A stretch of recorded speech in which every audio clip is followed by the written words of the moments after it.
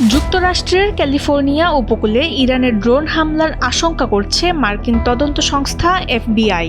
সংস্থাটির সাম্প্রতিক গোয়েন্দা বার্তার বরাতে এই চাঞ্চল্যকর তথ্য প্রকাশ করেছে দেশটির সংবাদ মাধ্যমগুলো।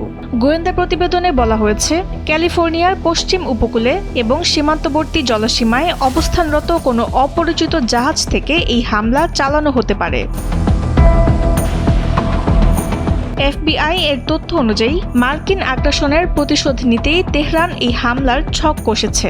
গোয়েন্দারা ধারণ করছেন, হামলার জন্য প্রয়োজনীয় ড্রোন ও আনুষঙ্গিক সরঞ্জাম অনেক আগে থেকেই সেখানে গোপন আস্তানায় মজুত করা হয়েছে।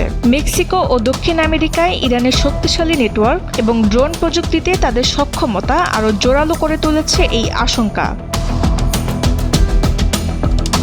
এবিসি নিউজের প্রতিবেদন বলছে, ফেব্রুয়ারি মাসের শেষ দিকে এই সতর্কবার্তা জারি করা হয়। বিষয়টি জানাজানি হওয়ার পর স্থানীয় বাসিন্দা ও প্রবাসী বাংলাদেশিদের মাঝে ব্যাপক উদ্বেগ তৈরি হয়েছে।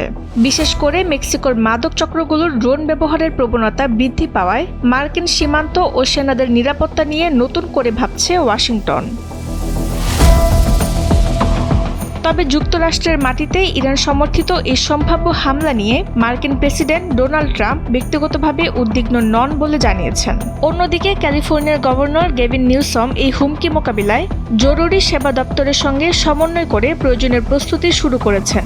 যদিও লস এঞ্জেলস এফবিআই কার্যালয় এবং হোয়াইট হাউস এ বিষয়ে তাৎক্ষণিক কোনো মন্তব্য করতে রাজি হয়নি বলে জানা যায়। তাসনিম হোসেন লিয়া, সময়ের আলো।